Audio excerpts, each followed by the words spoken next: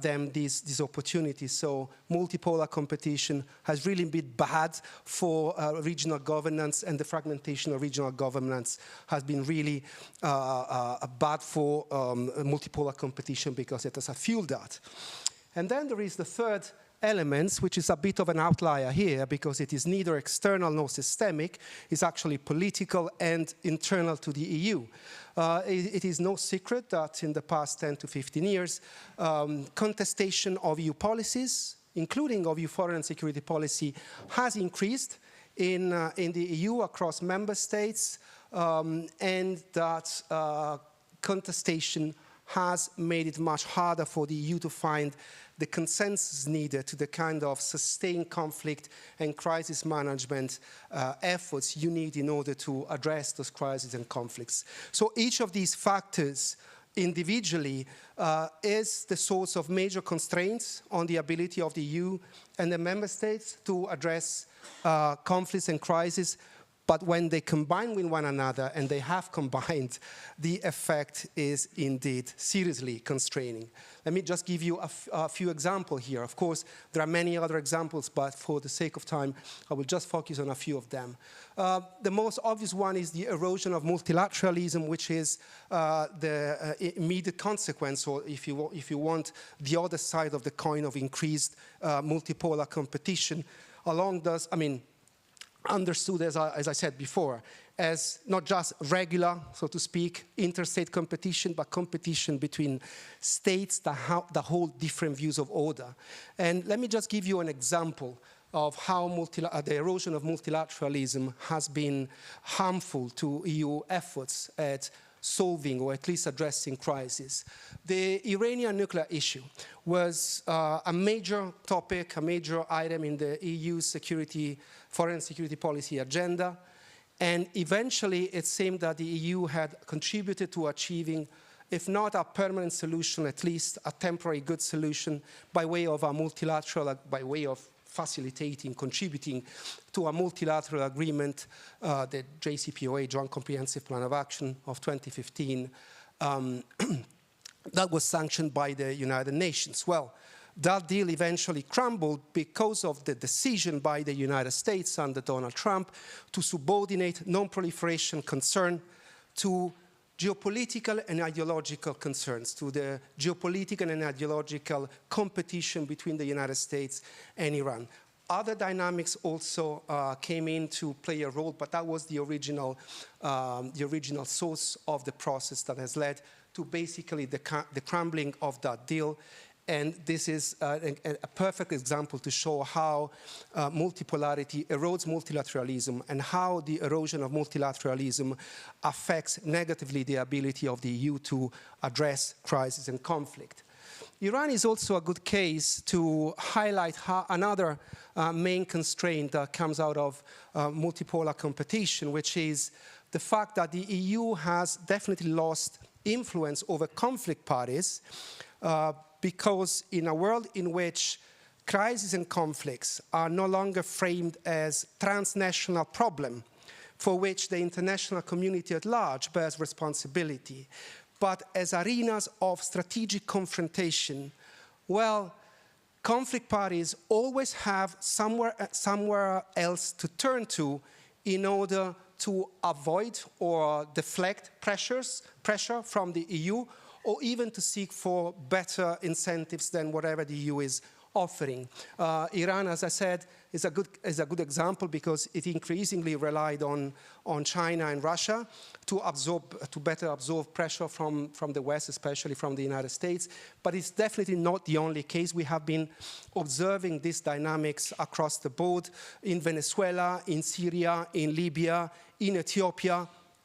I mean, everywhere, Russia and China, first and foremost, but not only them, have been able to reduce, at times quite considerably, the reach of the EU and the influence the EU and the member states may have on conflict parties.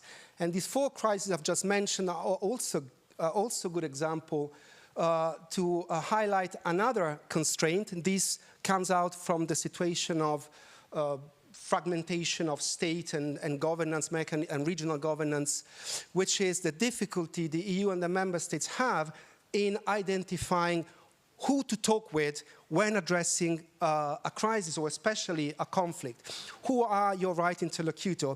The selection of interlocutor is really something that we have come across time and time again, and it really raises important issues of legitimacy and eventually consistency of EU foreign and security policy. I can tell you, everywhere this problem has come out, EU crisis or conflict management efforts have been suboptimal, to say the least. And all these obviously reflect very badly on the ability of the EU to come out with a consistent foreign and security policy which is based on a problem which is framed in a way which is accepted by all member states, a policy strategy which contains, includes the right mix of tools and instruments to address the problem, and then to a phase of implementation in which those policies are actually implemented. This is, of course, a problem by definition, but it is especially hard when divisions inside the EU have a domestic roots. And here comes in the domestic contestation, the contested politics dynamic I mentioned at the beginning. And there is no case that shows how harmful domestic-rooted contestation can be on the ability of the EU to come out with a consistent policy to address a crisis than Israel-Palestine. And we observed that before October 7th last year and after October 7th and now. So this leads to this overall picture of the EU's performance in a number of crises, at least the crisis we focus on. The performance, as you may see, is not exactly stellar, but I want to emphasize that there have been positive results too. The EU has been able to come out, the EU and the member states, because we always considered both factors, institutions, common institutions, and member states. They have been able to come out with creative solutions to, if not overcome, at least mitigate, moderate, contain the most damaging effects of those constraining factors I mentioned in the beginning, so competitive multipolarity, contested politics, and so on. However, even when positive, results have shown a tendency, a worrying tendency, to prove temporary and susceptible to being reversed. Iran is definitely the most eloquent case in that regard. Kosovo, Serbia could also be added to the lot. And this can also happen to Ukraine. And this leads me to my final point about what we can or should expect of the future of EU foreign and security policy in the future. As Christina said in the beginning, top officials from EU institutions, as well as national leaders, often talk of the need for the EU to learn the language of power, to learn to speak the language of power, to act geopolitically, so to speak. Our research has shown that if for that to have the slightest chance to happen, reform is needed, and reform needs to be pretty comprehensive. It has to address decision-making rules in foreign policy, but also institutions and resources, the way the EU deals with defense, enlargement, the capacity of the EU to adopt as standardized as possible economic statecraft tools such as inbound, even outbound, perhaps, investment screening mechanism, the ability of centralizing oversight of the actual compliance of member states with restrictive measures such as sanctions or export controls, the need for acceding countries to be brought in line incrementally, but gradually, but incrementally with EU policy during the accession process, not just at the end of it. And of course, there's also the need for the EU to be able to rely on more resources. We are perfectly aware that this is not a political option that looks very much likely today. However, in that project, we also did research on public opinion trends. And one key finding we've come across is that while there is surely risk of politicization of your foreign and security policy, there is a risk that foreign policy has the same fate of migration. It becomes basically an untouchable issue. There is also political space for political entrepreneurs to articulate a compelling argument that the public can share.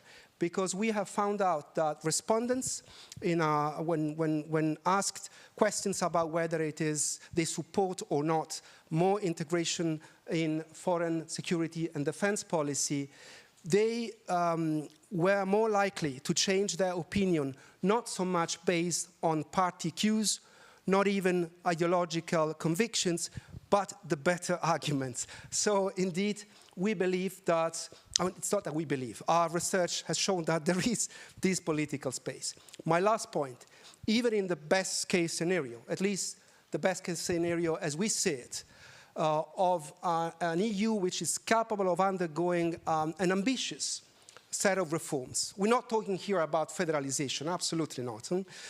It's really, we really build this scenario of reform by taking existing trends in the public opinion and coming out with potential institutional solutions that we deem as plausible. So you will not find anything related to a common European army or something like that. But precisely because of that, even in this best case scenario, a reform EU would not be geopolitical in the traditional sense of the term, that the EU would become a great power among great powers. The EU, for as long as it remains, which in my opinion is forever, a supranational intergovernmental hybrid, will never be able, and it's not a bad thing in my opinion personally, to act like a great power, but it will have gained the necessary assets to protect itself, to reduce its dependence and vulnerability to the geopolitical games of other powers, and therefore to navigate great power rivalry better than it is capable today. And therefore, reform is the only scenario in which the EU can be a first-rate international security player. In all other scenarios, it's not that it's not going to be effective, but it's not going to be as influential as a first-rate international security player is. And with that, I will leave the floor to you.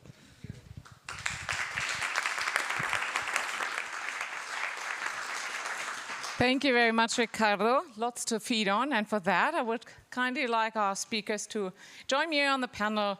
There's Nathalie Tocci, the Director of the Italian Institute for International Affairs, Lisa Musiol, I think, the Head of EU Affairs of the International Crisis Group, Henry Foy, Chief of the Brussels Bureau of the Financial Times, and last but not least, Alexandros Yannis, head of the EU EAS policy planning and strategic foresight, which comes very handy. So let me see which of these points to pick up first.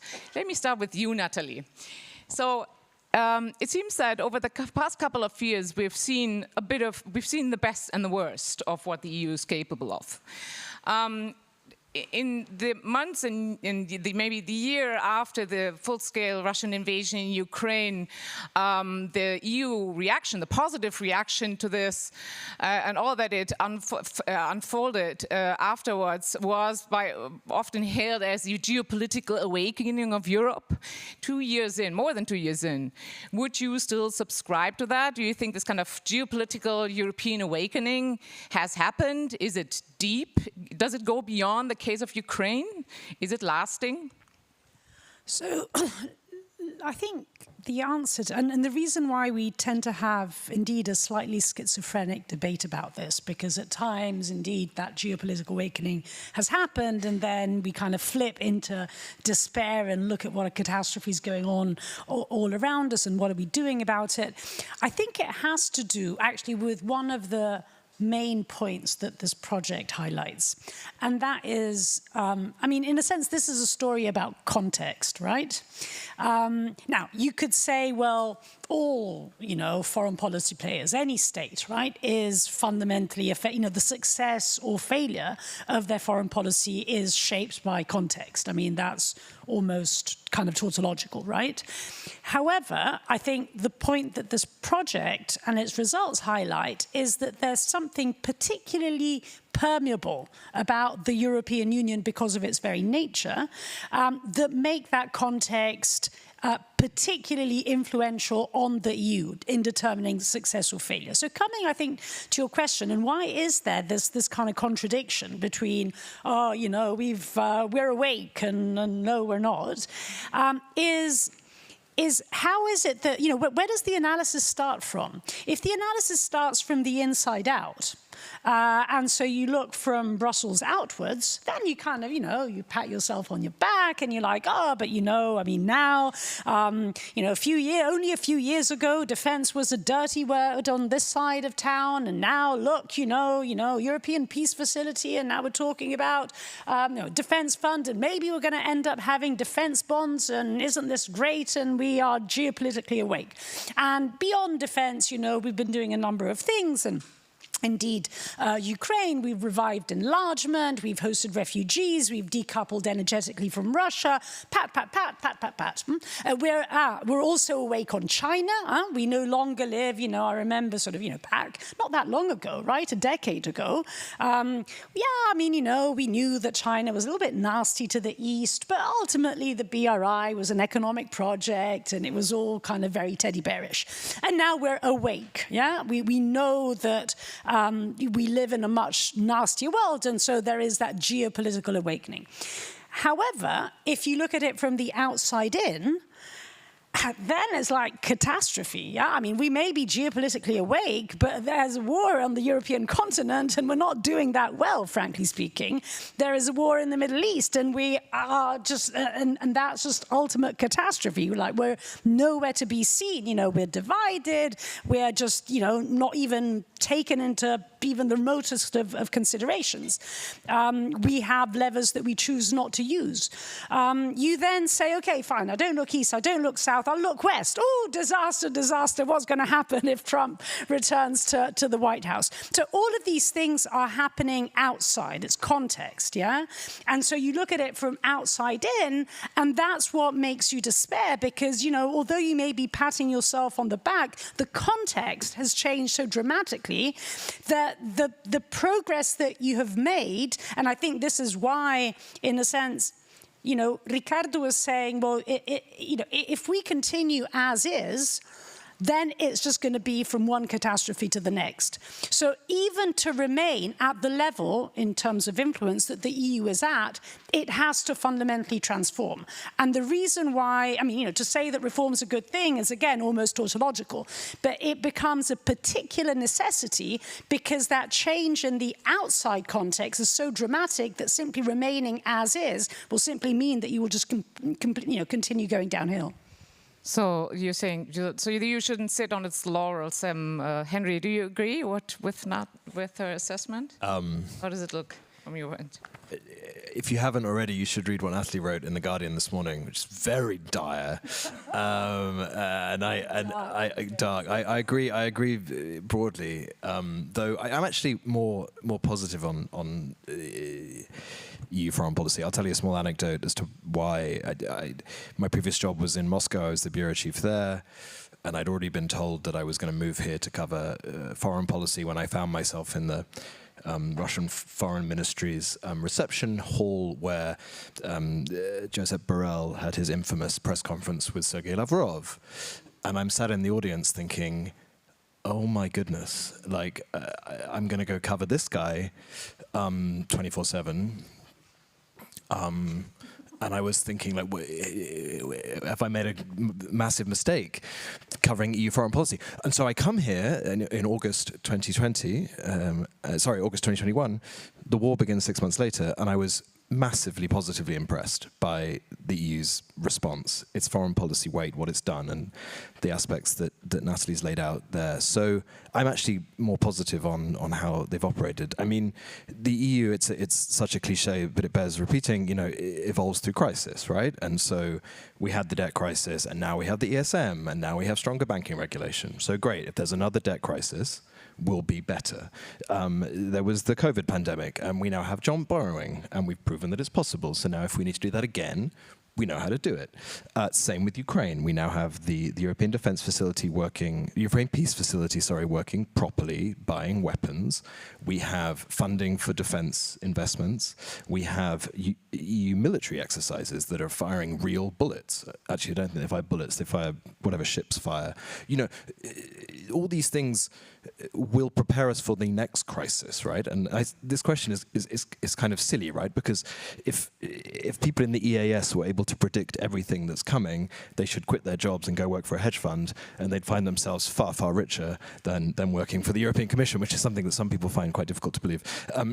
So I would say that we should stop being sort of too critical of the EU as an international actor when it's not always the primary job of the EU to respond quickly, but to respond properly. And with the exception of Gaza, which is a total disaster, and the EU will never be able to find a consensus on it, and every time they talk about it, it makes things worse. Actually, I think Ukraine has shown that the EU foreign policy is in pretty decent shape, and given time, it can create levers, initiatives, and policies that make it more crisis-proof for the next one. Thank you. Since we just learned from Riccardo that a shared situation analysis is important, I'm going to give the two of you also a chance to respond to the same question. So actually, but one thing that strikes me is that both of you reverted to quantitatively listing in response to that question, all the things that the EU has done in response, which is a very typical, to my mind, response that you can get when you pose this question, at least here in Brussels. You said, but we've done 1, 2, 3, 4, no? So, but qualitatively, Lisa, qualitatively, do you see a qualitative shift that's going to last? Yeah, I mean, I would say it's really sort of the mix of both, right? I mean, if it's really the EU is far more geopolitical actor than what we've seen, you know, it's 5 years ago, right? So we have seen this shift, and it is slowly also changing in mindset, I would say, inside the EU, inside the member states. It's slow, but it is happening. I would see that. The question is the EU really also learning all the lessons that it is learning across along the way? For example, on Ukraine, has the EU really understood that it is a war that is a long war, and has kind of learned to prepare for that, which we've seen now in 2013. It is clear that this is going to continue.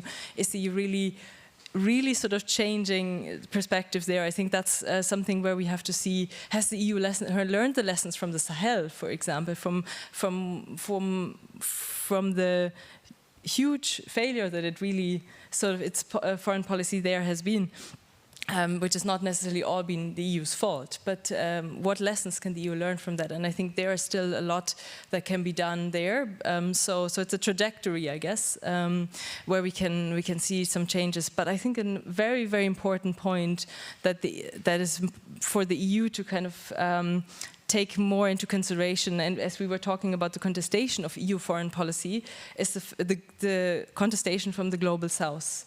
So the so-called global south countries across Africa, Asia, Middle East, Latin America, where the EU and its double standards are sort of ever more striking, and the EU is really losing ground there when it comes to the influence, and that can have an impact on how the EU can shape and respond to crisis in the future. And that is something that's very important to address. There has been sort of some awareness about this and some sort of course correction after the EU supported the sort of the EU's response to the war in Ukraine, trying to explain to others also the EU's policies.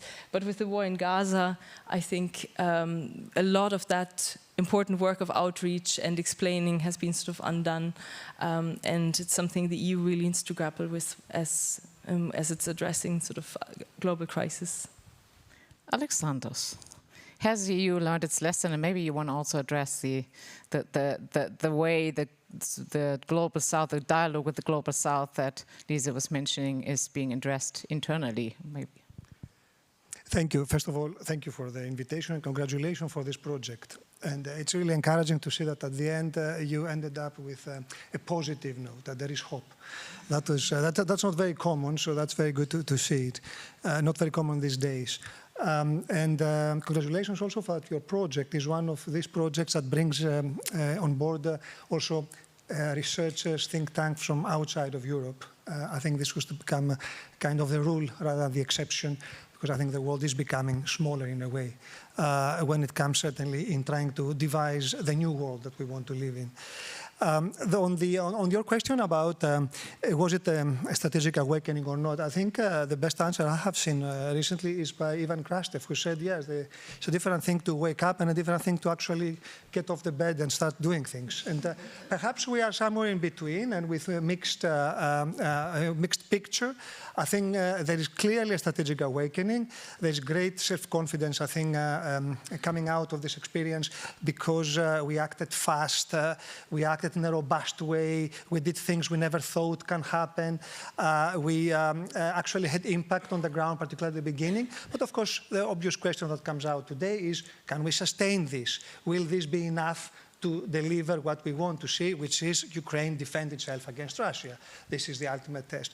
So this is a question that will be answered only by time. Your question, will this be a lasting wake-up call? Only time will tell us. But I think it was a wake-up call. There is a lot of self-confidence. And also, I think what has changed a lot is that the conversation about security, about defense, about a world that has changed is now at the center not only of the strategic community in Europe, but also of wider public. So we all know, we all grew up, at least certainly my generation, with this idea that a war is unthinkable in Europe. Now, again, we used to think that war is something that's happening elsewhere. Now, I think we all at least are aware, and many of us can even listen the sound of the war close to us. And this is, I think, something that is very important, because I believe, and we will come to the conversation later on, I guess, about what should be done, but I believe that the first point of change is awareness of the different world in which we live in. There's an important point right now, and I think we've been experiencing this over the last period, and I think it's going to become more and more important, is that we get to become more and more aware about the importance of change. The fact that we don't live in the world we used to live in. And this is the very beginning of this process. I think it is Herbert G. Wells who said right after the Second World War, adapt or perish. And I think this lies at the base of this discussion we'll have. We have to adapt or we'll perish. We'll come, I guess, to this discussion later on. One point on the question about the global south, I think is part of this conversation. The issue is not new, it's actually quite old, but it comes in a new wrapping material, which is the realization in Europe about the need to see the world in a more holistic approach, to see that there are different and competing priorities by others, and the importance to adjust our own policies, our own tools, our own approaches to different views about what has to be done. And again, this may sound like the beginning of the conversation, but without starting from the foundational changes that have to happen, these mental changes, these mental landscapes changing, I don't think the rest will follow. We'll discuss, I guess, what should happen. But at the basis lies the need to understand that the world has changed and we have to change it with it. Actually, I'll stick with you for a moment, Alexandros, because I want to pick up one of the points that Riccardo made. I can't remember the wording exactly, but basically he said the EU is never going to be a great power. So are our expectations too high, or maybe they're not too high, maybe they should be different? Henry, you also alluded to the fact that maybe this is not what the EU is for. Quick crisis management. Well, actually, either of you want to comment on that? Are we heading for the right goals? Are we responsible for solving all the crises, or maybe we should act in a different way that is not? Or in other words, what is the kind of geopolitics, the kind of geopolitical thinking that we should, or behavior that we should be aiming for? I bet you, yeah. I mean, on the great power thing, I find it very interesting. You know, people talk about the EU as this geopolitical toddler or whatever, an economic giant. If great power is about kind of sacrificing whatever social or moral or ethical principles you might have in the conquest of territory or in the conquest of influence, then is that really a game that the EU wants to play? Like, I'm pretty sure it's not, and that's something that the EU has always been very clear about, right? I also find it very amusing that if you take the US, the EU, China, and Russia, the only one of those that's actually increased its territory by a large amount in the last 20 years is the EU. So if we're going to take this on a purely great power level from the 19th century, the EU is doing quite well. I'm struck by, there's a lot of conversation at the moment, and you, Nathalie, you referenced it as well, Macron's remark that the EU is mortal. And everyone's saying, oh my goodness, how can you say this, and what does this all mean? Talking about Russia, which is the country I know best of those three, Russia, well, Vladimir Putin's Russia, I should say, is fully aware of its mortality, which is what makes it a great power, or at least in Putin's head. He needs to continually protect this country and make it grow, and certainly not make it shrink, to be a great power. And for the EU to consider its own mortality, I think that's a very important thing, to be like, okay, if we're under threat and if we need to keep growing, how do we do that? And there are ways to do that that don't mean you break international law, you break human rights, you throw away all of the things you've signed up to do simply in pursuit of that greatness. Can I actually come in on this? So I think there's something about this mortality business that is worth kind of digging into a little bit. And this reminds me of a conversation that I had in Paris, actually in Sorbonne, of all places, a few years ago. And it was at the height of, let's call it the first wave of nationalist populism. So it must have been around 2016, round about that time. And a student asked me whether there could, whether a fascist European Union was possible. And I said, well, a fascist Europe can, it happened and it can happen again. A fascist European Union is a contradiction in term. Now, how does this relate to this discussion that we're having? It's true, the EU was never a great power, right? But the world was kind of going in its direction, or it was going in the world's direction. It was a world in which, multilateralism was expanding, international law, international organizations, democratization, free trade. So the EU, maybe it wasn't a great power, right? But it was kind of swimming in its water. And so it didn't have to, I think the added, the difficulty that the EU, as opposed to a state, has in this particular context is that the world now is moving in the opposite direction, right? So in a sense, the EU has to it doesn't simply have to, dig back in the 1970s and say, oh, well, I used to do industrial policy and how do I do it in a 21st century way? It has to invent it from scratch. It doesn't have this stuff in its DNA, right? And it's not at all, for granted that it can develop that DNA, or that if it were to develop that DNA, it could end up perhaps not being mortal in Henry's sense, but it can end up being mortal in a different sense, right? Because it would be totally changing its nature and, in a sense, no longer being true to itself. So, in a sense, it's a kind of, damned if you do, damned if you don't kind of situation, right? If I could briefly come in on that as well. I think what's important as well is that the EU, even if it's not a great power, it has an interest in sort of stability globally, right? And that's something that it will have to sort of work towards and advance. And sometimes it can do that even in faraway places, actually, where the EU, even places such as sort of Bolivia or Guatemala, the EU can actually have an impact in sort of helping with stability or resolving a political crisis. So it's very important also for the EU to keep that ambition to be a global actor, even if it's not necessarily a global power. In Asia, for example, we could see as well that even if the EU is not a major power there, many countries appreciate that the EU offers some sort of a third way, some sort of an option between just the US and China, and are interested in diversifying their relations with the EU, which doesn't mean that they are not sort of caught between the US and China, but it means that the EU offers some sort of way of diversification. So I'm always worried about this sort of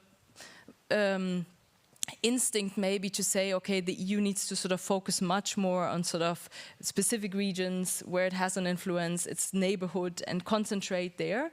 Because in the end, actually, the EU has an interest to be a global actor and to be also active in sort of places that are maybe far away, but where it can actually sometimes make a useful contribution if it really sort of sticks to it and sort of has robust EU foreign policy tools. So I would see that maybe as a path forward that is not necessarily becoming a global power, but still remaining a global actor and maybe going more in that direction. Two thoughts. The first one, I'm not very comfortable with the idea of great powers as a concept. Maybe it's an outdated idea. Maybe we are all familiar with multipolarity, but maybe what we live or what we may be living soon, it's apolarity, is a polar world, which means that great power competition may not be the right way to approach what we are experiencing. We will not know because we cannot. You can never conceptualize fully your current experience. You always understand and conceptualize things when you look back. So that's the first question, which raises the question, what is the role of Europe and European Union in this polar world? I feel that, and I agree with you, that the DNA of Europe is not made to be very strong in times of competition. It's a cooperation DNA. But the DNA doesn't change fast. It doesn't change overnight. So it will be a long process of this transformation, this mutation. Now, what is the key issue for me if we had to single out one question over the next few years? Resources. You have it in your paper. I think the allocation of resources in Europe in the next few years will be the biggest strategic question. Where do you put your money? It will tell you where you will be a few years from now. And this is something which is from politicians. The leaders, they will have to make this weighing between the different competing interests. For us diplomats, or for me as a diplomat, the message you can pass is that security, defense, resilience in a world which is different than the one we grew up is a key element to be able to be effective. So you don't believe that you can be resilient and you can defend Europe on the cheap. So resource is going to be critical.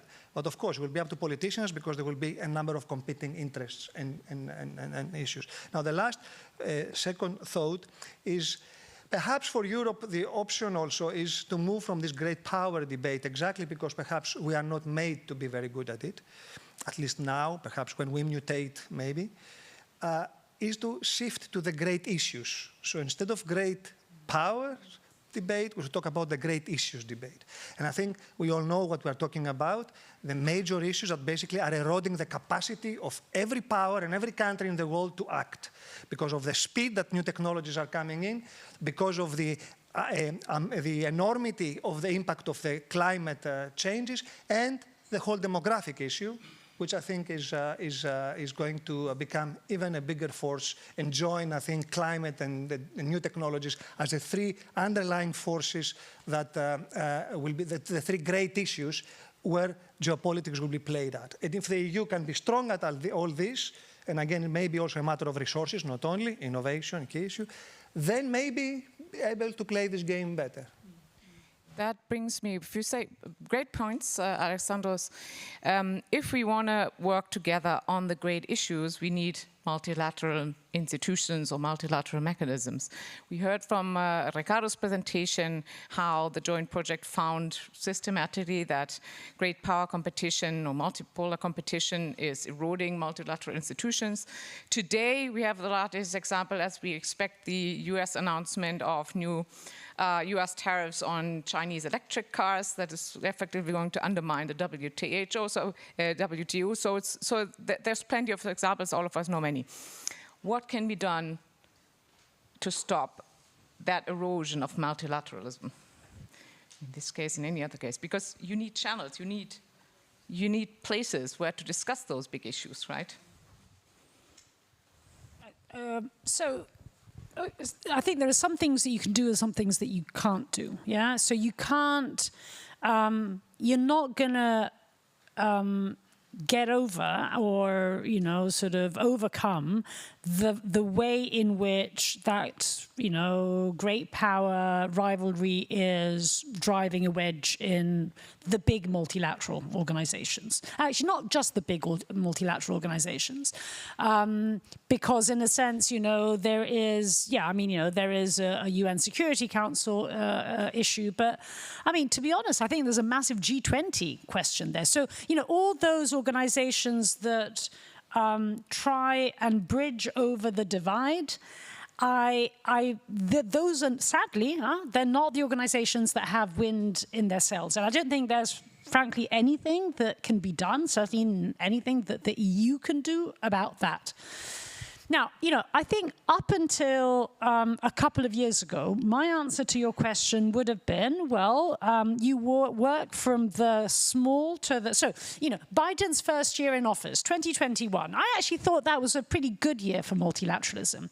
And I thought it was a good year for multilateralism because there was a method that was being developed. You start from very small, say, for instance, you know, both on climate, on taxation, multinationals taxation. You start from building a consensus within the G7. You then have that critical mass. You bring it over to the G20. Then you export it eventually, in the case of taxation, to the OECD.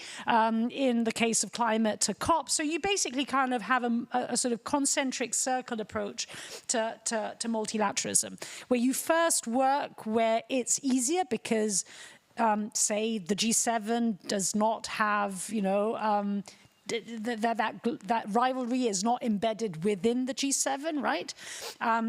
So in a sense, it's a question of method. Did it solve all problems at all times? No. But I think there's something that, you know, sort of which are the organizations that have wind in their sails or formats? They are the ones like the G7 on the other side of the divide, like the BRICS or the BRICS Plus, right? Now, is that though, I mean, probably I wouldn't have, well, I did say it, yeah, today, but I wouldn't say it as in sort of a stronger way today as I would have done 3 years ago, because I think that method, in a sense, you know, after the war in Ukraine, really, you know, sort of, yes, you can create a consensus in the G7, but it kind of stops there, right? So I don't know. I mean, I guess the short answer to the question. I don't think you can, because you need a multilateral system requires partners who are willing to sit down with you, and there are few and far between. And you know, we talked about the global South issue, and it's very, very important. That is not the result of the war in Ukraine. It is not the result of one speech by Ursula von der Leyen on October the 10th or whatever. This is years and years and years of neglect. Borrell was the first HR VP to go to South America in 8 years or something. I mean, I was in Moscow, like I said. Russia has been working on Africa for generations. I mean, there are, I think, 6 leaders currently who went to university in Moscow. You know, the Chinese have been investing in projects there for decades. I mean, this whole like, oh my God, the global South doesn't trust us anymore. It's because we defended Ukraine and we put tariffs on Russian oil. I mean, that is nonsense. The global South has been drifting away from the G7 and sort of the lecturing, if you like, policies of the West. That people should do this because we're the G7.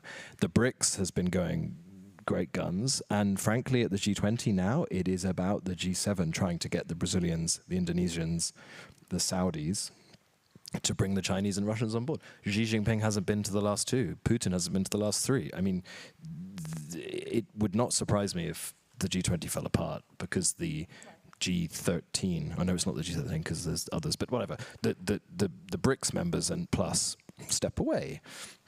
And I think the EU needs to decide, again, like I said before, like how much does it value these simply for the sake of them, and will it have to compromise on its values to do so? I mean, there's this joke that like the final meeting of the WTO, as they're turning off the lights and sort of sweeping out, will be Dombrovskis and the Canadians saying, no, but there's still a deal that can be done on, you know, you sometimes got to call a spade, right? Like if the horse is bolted, it's getting boiled down for glue, like stop talking about owning a horse. Yeah, and actually I would add to that, yes, the G20 is about bringing the southern middle powers on board, but you could even draw the line further and say the whole debate, not much of all this global south debate is about that. Actually, it's not about genuine interest or about generally establishing a balance, but it's about bringing them on board for our issues, right? You wanted to yeah, maybe just to bring it back a little bit on to the sort of conflicts and crisis as well.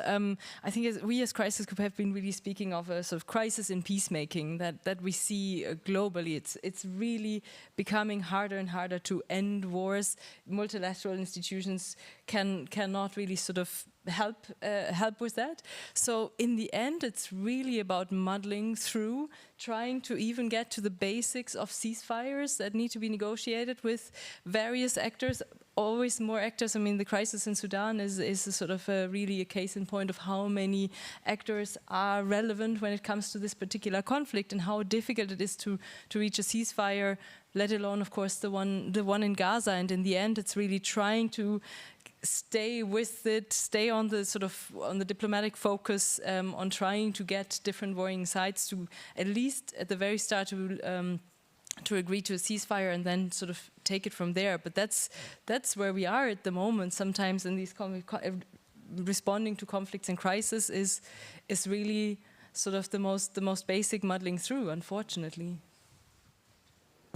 Two quick thoughts. The first one is that I agree very much with the fact that we talk about huge processes that will take time. So the question, I think, what is matter today is, are we on the right direction or not? This is more the issue on whether we are at the end of the road, which will take years. I think we are on the right track, again, because I think there is a change of attitude and a realization of what is at stake. The question of how to deal with the rest of the world has several different answers. One is that we need to rediscover one of the basic principles of diplomacy and politics, if you want, which is you speak with those you disagree. Because with those you agree, it's very easy. Everybody can do it. The role of a diplomat, the role of a politician who goes around the world to try to address big issues is to speak with those you disagree and who have different views about the world. Can we shift some of the big issues such as climate, digital, AI, issues such as the pandemic, which is actually an opportunity if you see it in terms of trying to find ways where we can cooperate in positive agendas? Can you shift debates there? This is where the European Union can play an important role. If we invest again in the strength of diplomacy, of speaking with those we disagree. When it comes to those with whom we don't agree or don't disagree, which is a big part of the world, there the question is, can we become more open about the importance of re-co-designing the world? It's about working with the others together, let's say at the very beginning of the process. So my question is, are we bold enough in Europe when we talk about reforms, not to see them as plugging holes, as fixing little problems, and try to see them as reimagining the world together with others? They will require a certain degree of boldness to get out of a status quo which is comfortable or reasonably comfortable with us. And finally, with those like-minded, those we agree, the challenge is to exactly work on the common values, which is what gives us the strength to where we are today, because where we are today is not only a material success or a military success, it is also the success of our political systems, our values, our cohesion as societies.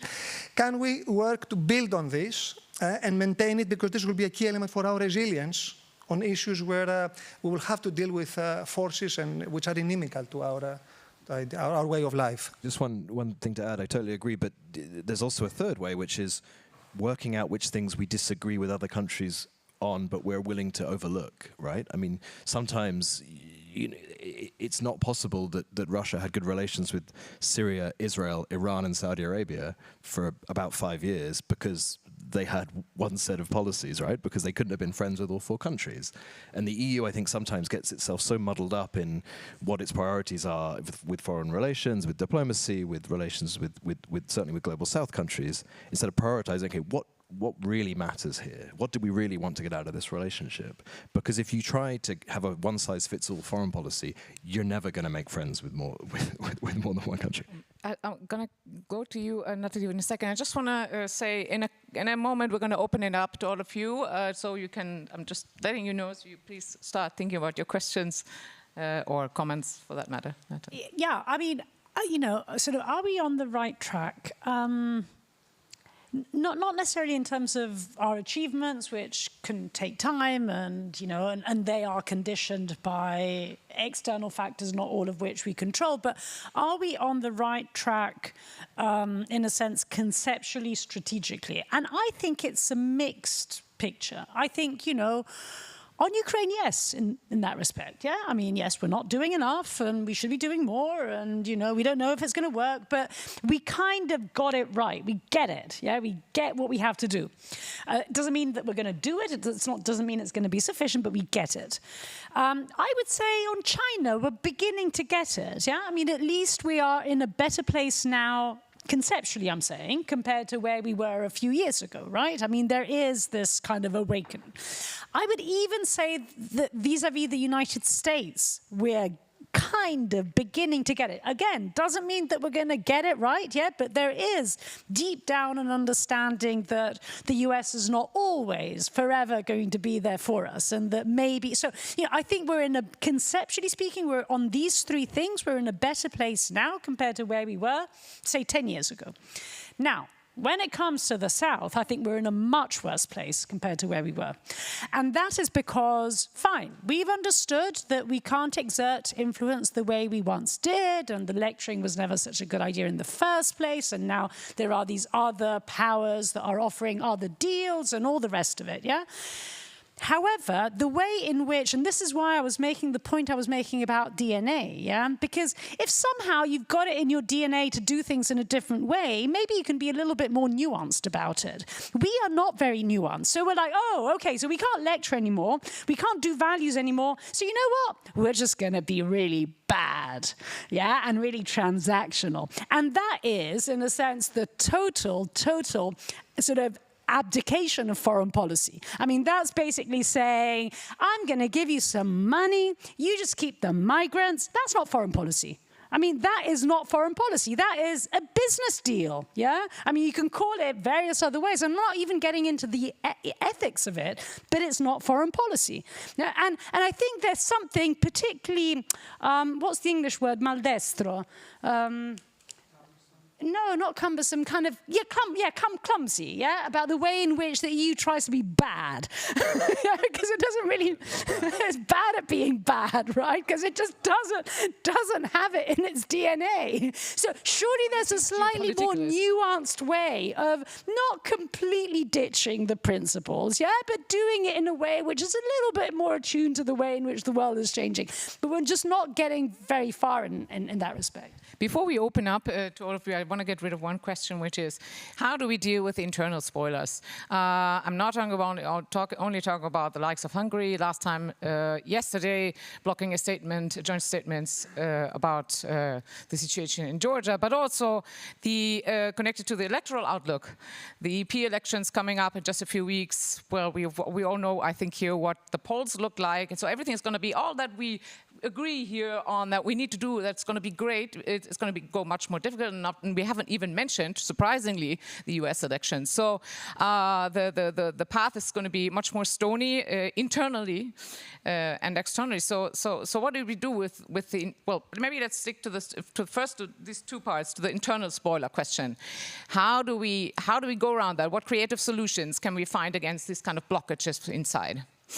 Any takers, really? So, Henry, I think you want to answer that. I'd prefer to write about what other people decide than make. But I would say the European elections, I don't think, have too much of an impact on that, right? I mean, the Parliament doesn't have foreign policy impetus. But I also would say it's not always Hungary and Slovakia.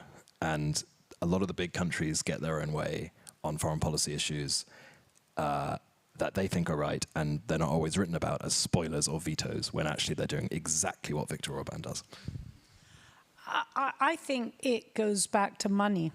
So, you know, okay, we don't know obviously what the results of the European Parliament elections are going to be, but just for the sake of argument, you know, let's say that the, you know, sort of various right-wing parties, movements are going to do relatively well. Maybe nothing spectacular, but in a sense, better than, or better for them, not for us, than last time round. How does this impact policy and foreign policy in particular? I mean, I would say, well, I mean, not necessarily all that much, you know. I mean, I could say today, you know, what will be the big priorities in the next 5 years? I would say regardless of the election results, it's going to be defense, it's going to be enlargement, it's going to be geoeconomics in a sense in different shapes and forms, regardless of the election results. However, and this comes back to money, yeah? What do these three things have in common? I mean, okay, perhaps enlargement, not perhaps this for this budget, but for the next. They all cost a lot of money, yeah? And they all cost a lot of money at EU level. Now, can we imagine even a slightly more nationalistic and right-wing EU agreeing on more money at EU level?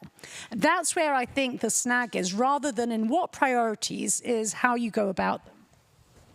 And maybe to add, I think to the money is probably also sort of just more disruptive processes, right? Like when it comes to advancing, you know, association agreements or advancing on the EU enlargement agenda and so on. I think it's often also sort of very indirect ways in which the parties of the far right can be disruptive and can actually also shape agendas. I think the migration deals that you mentioned, they seem to be really clear catering to a certain audience, right, ahead of European elections. So indirectly, there might be, you know, the strengths of some far-right parties might also impact EU foreign policy as such as it is kind of mainstream, impacting mainstream parties. But I agree that the money will ultimately be the sort of the absolutely the key issue where the EU's foreign policy might fall flat potentially.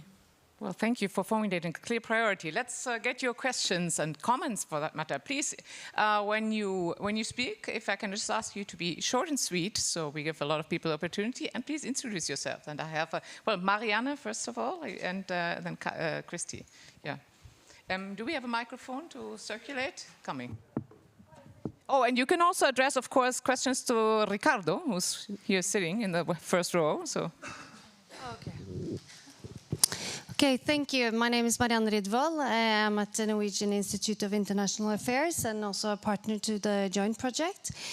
So I would like to thank you very much for a very interesting discussion. I would like to come back to some of the challenges that the EU is facing in foreign and security policy, and particularly maybe get your perspectives on why the level of unity that we have seen when it comes to Ukraine, in spite of disagreements, why this doesn't kind of spill over to other policy areas, like even in Gaza. Because from many perspectives, one would assume that close cooperation in one area would kind of foster closer cooperation in other areas, and we know that the EU learns from one crisis to the next.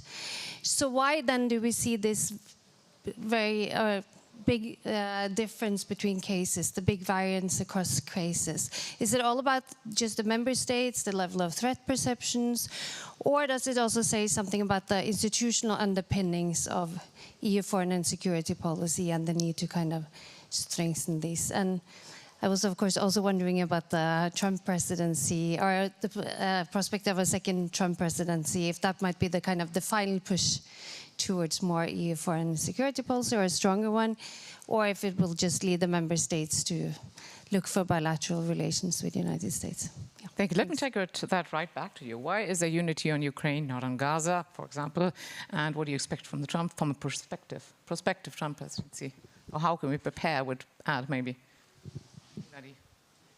Maybe just briefly, but then others should come in as well. I think on the unity on Ukraine, I think there was at the very start of Russia's large-scale invasion, I think that was really not clear that the EU would actually, you know, build this unity and maintain it. But I think there was a very clear sense eventually from across the EU that it was existential for Europe's own security.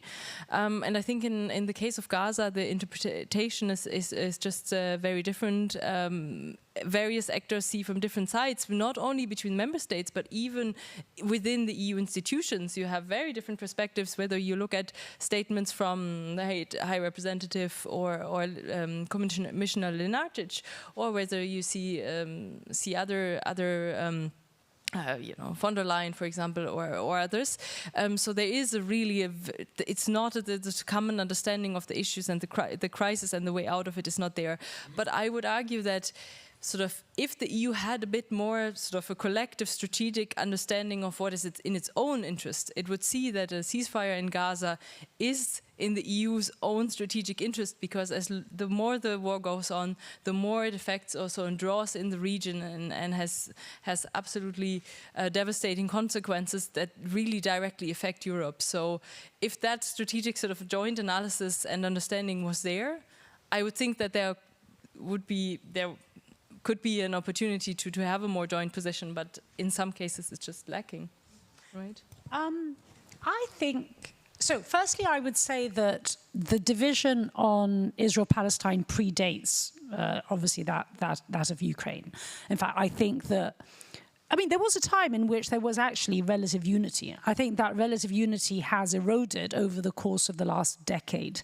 And I think one of the reasons why the EU implicitly bought in to the narrative of we don't really need to bother with the Israeli-Palestinian conflict because there's going to be a wonderful normalization in the Arab world with Israel is actually because had it tackled in, say 2-3 years ago, the Israeli-Palestinian conflict in the Council, those divisions would have emerged, and it would have become obvious that the consensus that had been built around 1999, 2000, 2001, those years, had actually already crumbled. So obviously after the 7th of October, you can't not talk about it, and so those divisions surfaced again. However, I think there's also another reason, which is, in a sense, we can... how can I put it? I think deep down, we think we can afford to be divided on the Middle East in a way in which we obviously felt we could not afford to be divided on Ukraine, because it was felt as something that was more existential to European interests. So I think that also probably plays some sort of role. It doesn't necessarily mean that it's right or wrong, but that's, I think, part of the perception. On the Trump question, as in Trump 2.0 question, I think that's a really good question, and I've been thinking a lot about this because, I mean, in fairness, first time round, Trump 1.0 had that unifying effect. And it had that unifying effect also because things around us were pretty bad at the time, right? And so we felt, oh my God, we've just had Brexit and maybe we're going to have Nexit, Isalexit, Frexit. Oh, shit. Like, we've got to be united when Trump came along. In a sense, you could make the argument saying, well, now, I mean, things are a lot worse. So surely Trump 2.0 should have even more of a galvanizing, unifying effect. However, I think that precisely because of the third factor in your project, the internal contestation, which has taken a different form today than it did in 2016. So in 2016, if you're a Eurosceptic, what do you want to do? You wanted to leave the European Union. Today, if you're a Eurosceptic, you kind of hide it, right? You kind of pretend that you just want a different union, yeah? So you would want to erode, going back to the fascist European Union that is not possible, you want to erode the project from within. In that union, Trump 2.0 could well be far more divisive than Trump 1.0 was. And, the conventional wisdom these days has that the EU moves with shocks, but the evidence actually shows that this is not always the case. And I sometimes think of the feeling that people expect the Trump presidency, if it has to come, then at least to be like a major catalyst for the EU to transform itself. But Alexandro, just one how do you prepare, by the way, if I may? You're heading the policy planning, strategic foresight. How do you strategically prepare for the Trump presidency? Or better say, for different outcomes of the US elections? She's not allowed to testify. The question of why I think we all know that its geography, its history, its geopolitical and geoeconomic considerations that vary from different countries, and its domestic politics. This complexity is the way of life of the European Union and explains, in this case, the difference. I think even more than the broader picture of whether we can afford or not, I think. In a way, and I'm risking this as a public comment, it reminds me of this joke about, I don't know who was this politician who said when he lost the elections, give me different people, give him different people who will vote for me. This is what the European Union is this 27 countries, and they have all these different historical, geographical, geopolitical, geoeconomic considerations, and also the different domestic politics that shape foreign policy, as we know. So this we have to live with it. The question is the challenge, and your question, of course, is how can we do better? There is a mix of issues related to institutional developments, but I would put emphasis on this comment here, on the need to keep on working on building a common strategic culture. Ultimately, it's not a question of institutional innovation that can make, it can help, but it can, to be more effective and more united, you need that the people around Europe in different countries can reach this point that you mentioned earlier on and say, we cannot afford here to be disunited. Or here, we are prepared to compromise because by being together, the whole European Union, including us, will benefit. And this is a question of strategic culture, which I think we are much better than when we were 10, 20, 30 years ago. But I think the only history will tell us whether it's still sufficient at this moment, this common strategic culture. Maybe not, but we have to keep on working on this direction. The institutional innovation apart, which also I think is very important, I don't disregard the importance of improving our institutions. Thank you. More questions? Yes, please. Christy, go ahead.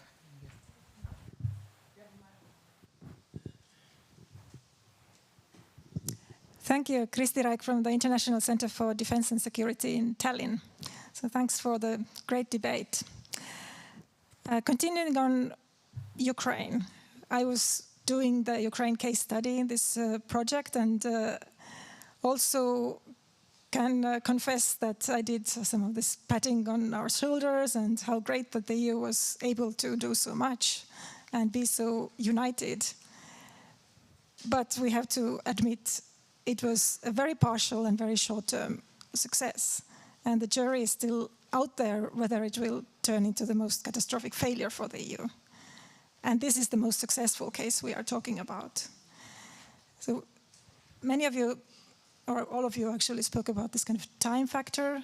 Do we really understand the changes around us are long-term, the multipolar competition is long-term, the war is long-term, and the EU has to act accordingly and has to do much more. And yet what I hear from different European capitals, not in our own region, in the Nordic Baltic region, but in other parts of Europe, is that, but Europe is getting tired. It's getting tired of this war, and we would like to find a quick way out, but it just doesn't exist. So what is your sense? I mean, is Europe getting tired? That's, of course, what the Russian leadership seems to believe. At least they claim they believe that they will outlast Europe and the West. Or is it that we still have a chance of kind of slowly moving in the right direction and eventually making it? Can you pass the microphone to the gentleman? Gentleman in the second row, please. Thank you. My name is Burak from Turkish delegation to the European Union. Thank you very much for the presentation. My question is to Mr. Riccardo. You mentioned the EU's position between, the great power rivalry and the position that the European Union is trying to take, and you said that with the reforms that EU should make, EU can have more withdrawal, more means to navigate between this great power rivalry, which is basically United States and China, as far as I can understand. Yes, there are many problematic areas of foreign policy from Africa to Latin America, but I think the only one which is vital for now is whether EU can navigate between these two powers that are basically now, well, with the Inflation Reduction Act of the United States and what China is doing, now we have a very serious tension, economic tension between these two. And as you rightly pointed, that EU is trying to find a middle way. I don't know why. Maybe EU is not fit to replicate what the United States is doing, or maybe it's not willing to do so. So what do you mean by means to navigate between these two? Because now we see that the United States is very clear. Donald Trump just started this process, but the Biden administration just continued the same. And if he comes back, probably he will just enforce this process. So, I mean, what do you mean concretely by more means to navigate in these two? And maybe a small comment to Madame Nathalie. You said that there is too much division between European countries when it comes to Gaza. Of course, there are too much divisions, but I think now the division here is not about how do you see the political process, but now there is a division on calling for ceasefire. So it's not the same thing that, you know, some countries might have very different ideas about what maps that we need to base our, the future solution and all these things, but discussing the political future and the ceasefire issue, I think, must be two different issues. Thank you. Thank you. Please, two more questions. I've seen one here, one over there in the back. And after that, if there are no other comments, questions, and a third one over there, and then we're going to go back. Thank you. Nicholas Weich from APCO Worldwide, but speaking in a personal capacity. Very short question.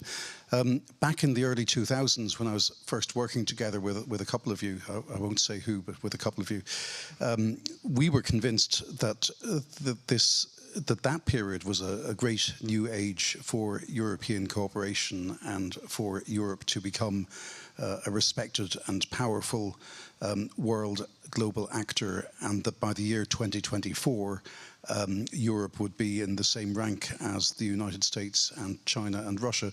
What went wrong? Lovely. Thank you. Can you pass to Asuma there? We're just going to collect, given the time.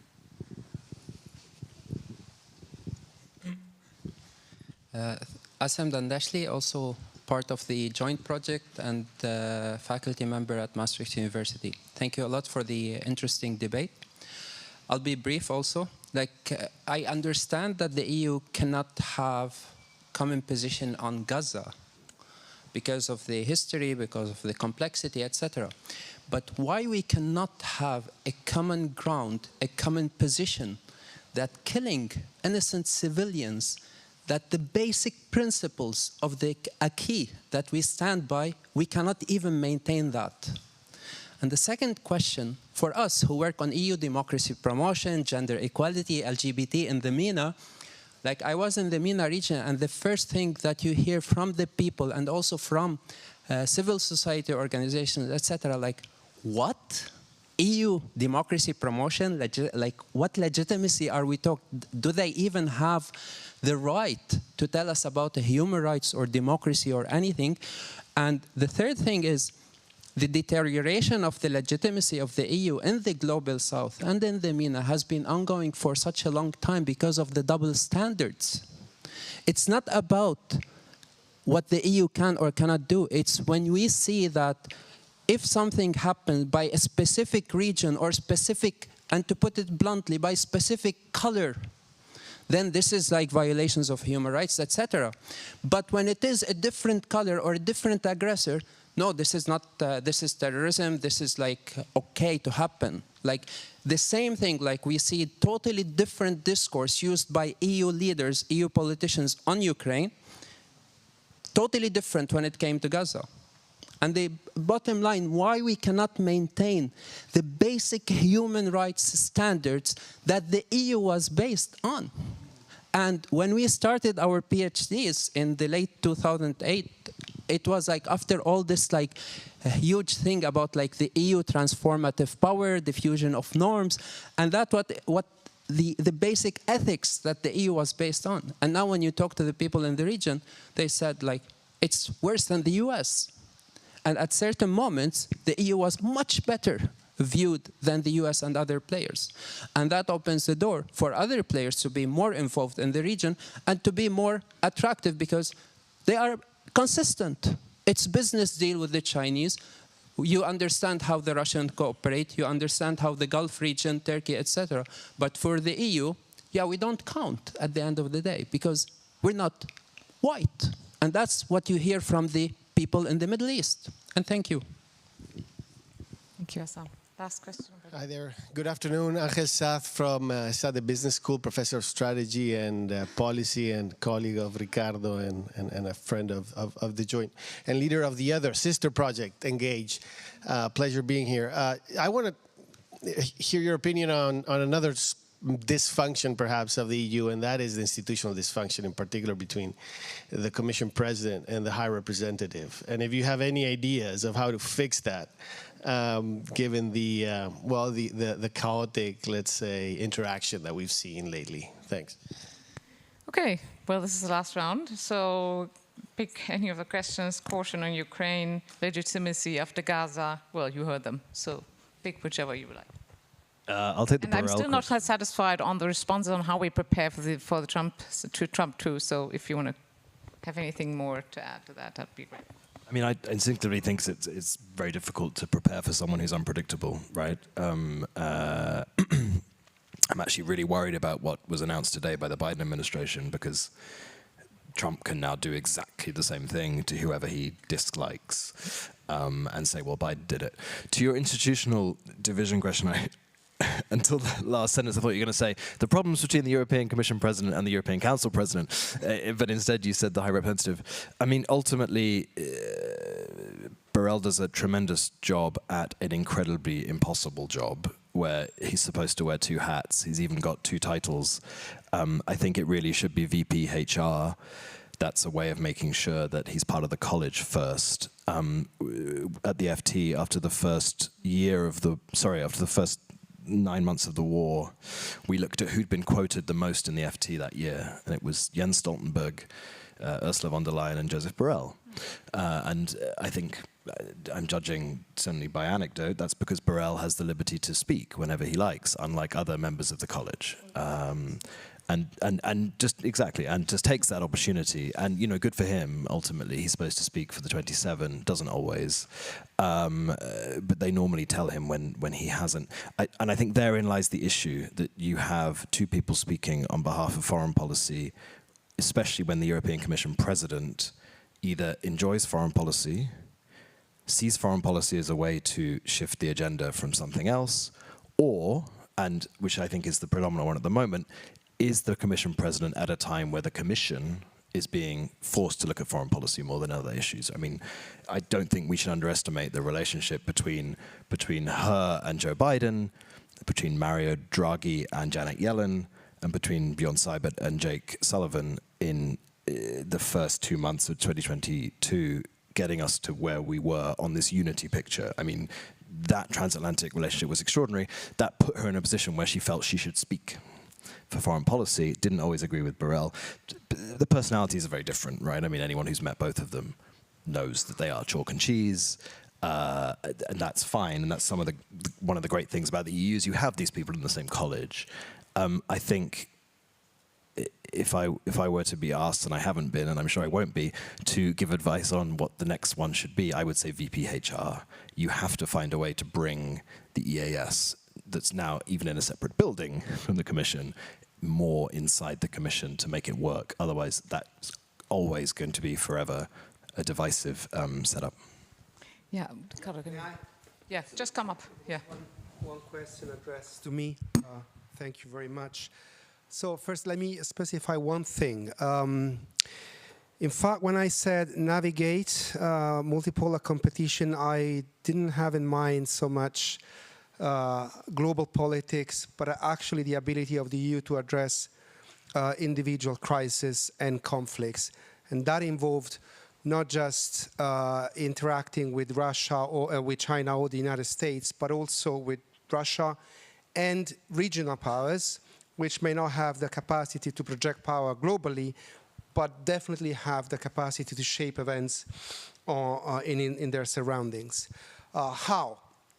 Well, I mean, this nicely fits with a number of other questions that have been asked, because if you look at the concrete reforms we envisage in a plausible scenario of reform, we do have a centralization of authority over not just foreign policy and defense, but also development and cooperation and humanitarian aid and neighborhood policy on the HRVP. I like your point about making it, or him or her, VPHR rather than the other way around. We do speak of the need of the HRVP, the European Commission President, and a newly created Commissioner for Defense to create a sort of troika. And I mean, I could go on and on and on. I would redirect you to reading the long paper on the scenarios. But the point here is, you get enough assets to reduce your dependence on, say, Russia or China by way of, for instance, strong, standardized inbound investment screening. That is a long-term measure that makes you, in the long term, less dependent on China, because you have from the beginning, or from China or whatever else, you have from the very beginning reduced the scope of other countries wedging themselves into your own foreign policy making processes. But you also have more short-term measures, like if you do have a centralized authority at EU level for overseeing compliance by member states of export controls or sanctions, your ability to influence conflict parties increases accordingly. This is something we have seen on Russia, where our export controls and sanctions have been increasingly evaded. And one of the issues we have is that we are not sure whether the problem is with member states' compliance with those measures. So the point is, this is why I said the EU is not going to be a great power, because it is exactly the global level, at least in international security, which is the level in which, as far as we see it, do not have any realistic chance to see the EU play on an equal footing with the United States and China. But at the regional level, just as Iran or Turkey and the Emirates are very much influential on Syria, on Libya, on Ethiopia, or even on potentially Palestine, more influential than the EU.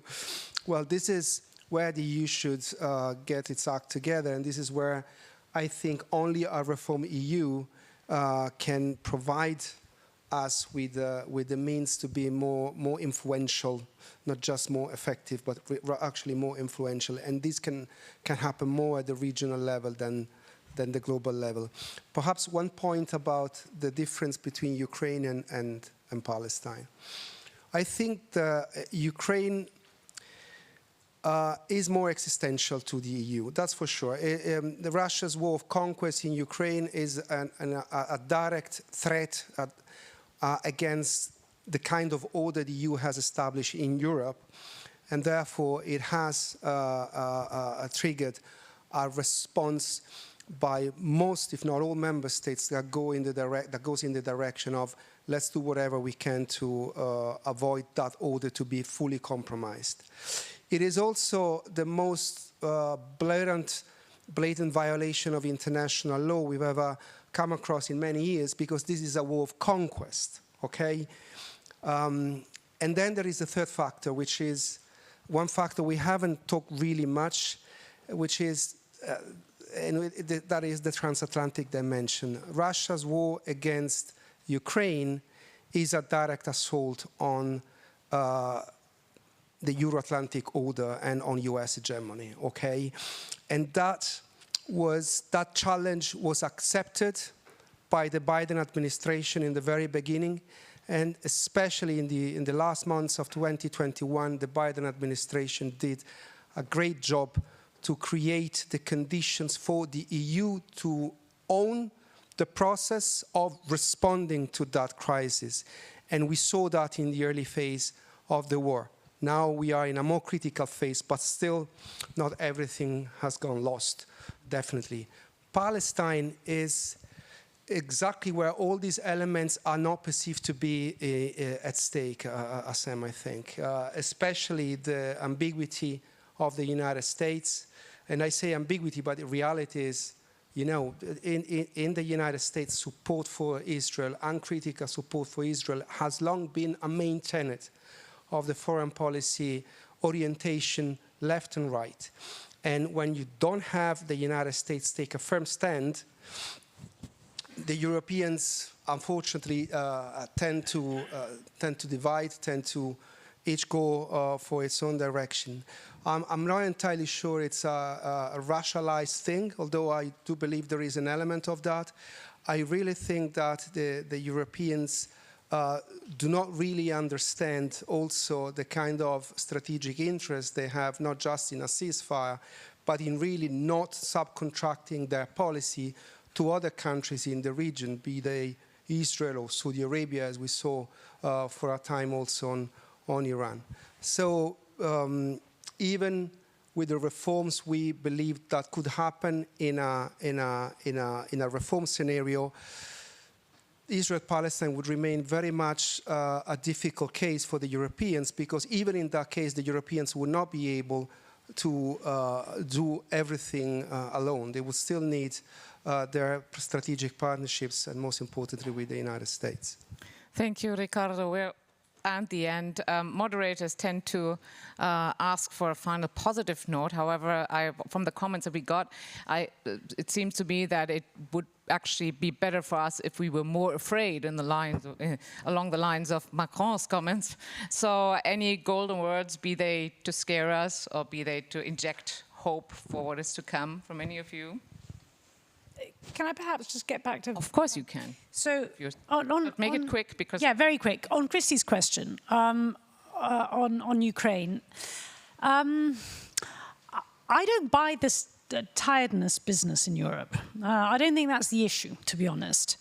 I think that the problem that we have now is that, and by the way, it's the product of a mistake that not just Europeans made. I think Europeans made it. I think Americans made it. I think actually to an extent Ukrainians made it too, of essentially thinking that there would be one counteroffensive and somehow after that it would not, there wouldn't be a negotiated settlement, but in a sense, that was the big push, yeah? I think the realization of the long war is a story of, in a sense, 6 months ago, not of 2 years ago, right? Certainly true, I think, for Europe and for the US, and only partially, I think, in fairness, for Ukraine itself. So I think that, so in a sense, I think now that realization is coming. I think to an extent it's come. I mean, you see it in the defense contracts, right? So I think to an extent there is that realization. So to me, the main danger is not the tiredness in Europe. The main danger is, and here we go back to the Trump scenario, it's the Trump scenario and the divisiveness, precisely for a point that Riccardo was mentioning, that it would have on Europe. If Trump and Putin get to their deal, would the unity that we've seen in Europe stick? Definitely not, yeah? I mean, there would be certainly some countries, Eastern European, Northern European, that would definitely not want to follow that line. And there would be others that, the sirens of peace would be perhaps irresistible. So I think that is the danger scenario for Europe to look out for. Very, very finally, on Gaza and the EU, I actually think, although I've said divisions are terrible and, they characterize the EU's role, and I actually don't think that's the main problem. I think the main problem is that we are very united in not wanting to use the influence that we potentially have. in ways in which even the United States, I mean, it's suspending 3,500 bombs, right? I mean, are any of our countries even remotely thinking about any form of conditionality? We're all very united on that matter. And I think that is the main issue, and that's the main reason why we're totally off the map when it comes to the Middle East. Yeah, very quickly, we got to go. Two concluding comments, in a way touching upon different questions in a synthetic way, including for my good old friends Kirsty and Nicholas, seeing them here today. First of all, I think the key question is not about preparing for a specific event. The key question is preparing for the future. And preparing for the future, it is about strengthening our own capacities to act alone when we must. And of course, we can act with our partners when we can.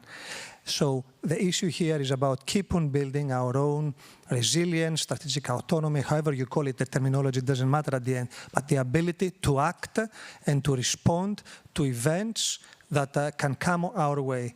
We live in times of great uncertainty. It's not about preparing for specific events, it's about preparing for the future and being able to respond to any or to most eventualities. And we have done a lot over the years. The strategic compass is, I think, one of the most important events and deliverables of the High Representative Vice President Josep Borrell, and a very tangible contribution to this preparation for a greater capabilities in defense and security. But also there have been so many acts on the digital act, our foreign investment, on access to raw materials. These are all about preparing us for the future.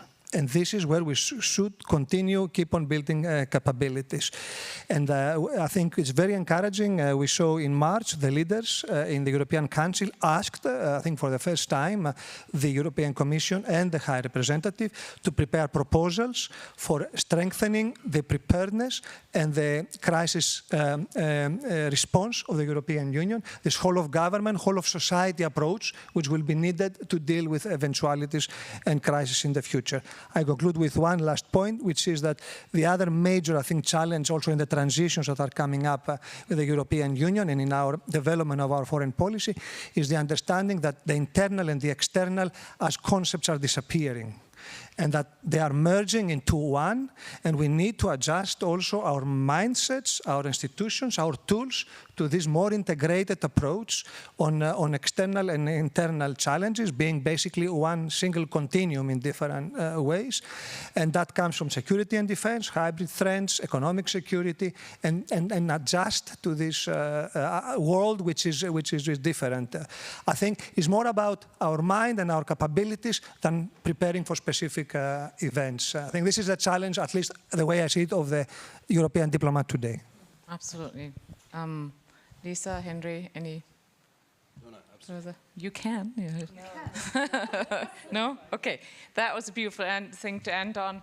Well, thank you all. Thank you to the 5 of you for making it here. Thank you very much. And thanks to all of you for making it into the room. Thanks to everybody online.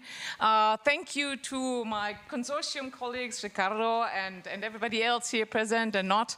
Thank you to my colleagues who helped with this event. And I wish you all a lovely afternoon.